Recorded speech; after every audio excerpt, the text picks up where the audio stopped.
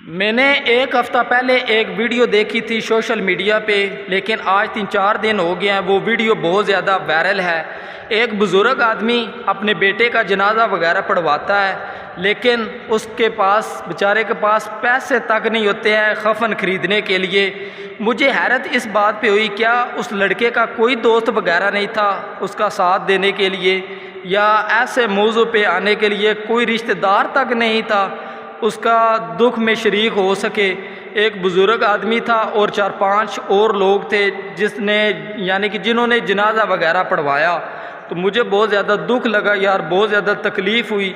تو اس بزرگ آدمی کے پاس 1 روپیہ تک نہیں تھا اپنے بیٹے کو کفن پہنانے کے لیے۔ تو میں کہتا ہوں کہ وہ کہاں ہیں لوگ جو کہتے ہیں کہ پیسہ ہی سب کچھ نہیں ہوتا؟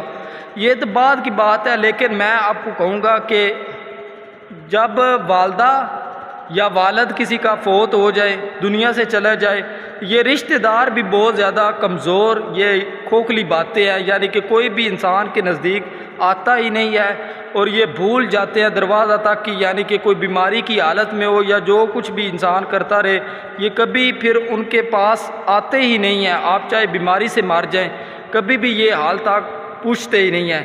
تو میں یہی کہوں گا کہ زندگی میں آپ کچھ بنے یا نہ بنے، لیکن ماں باپ کا سہارا ضرور بنے۔ تو اینڈ پہ آ کے کہ ماں باپ ہی سہارا بنتی ہیں۔ آپ دیکھے ہوں گے کہ لوگ لڑتے ہیں اپنے دوستوں کے لیے وغیرہ، لیکن اینڈ پہ ماں باپ ہی ذلیل ہوتے ہیں، یہ عدالتوں کچہریوں میں۔ لیکن دوستو، ماں باپ سے بغیر زندگی نہیں ہے انسان کی۔ اور دوسری بات یہ ہے، آپ کو پتہ ہے زیادہ تکلیف دہ بات کون سی ہے؟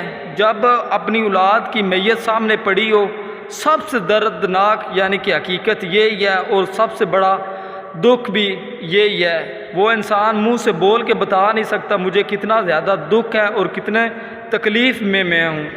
تو بہت زیادہ کہ انسان کو تکلیف ہوتی ہے، کہ انسان یہ دنیا کے جتنے بھی گھاٹے نقصان پورے کر لیتا ہے، لیکن جب اپنی اولاد کی میت دیکھتا ہے تو یہ اس انسان سے برداشت نہیں ہوتا۔ میں سلام کرتا ہوں اس بزرگ آدمی کو۔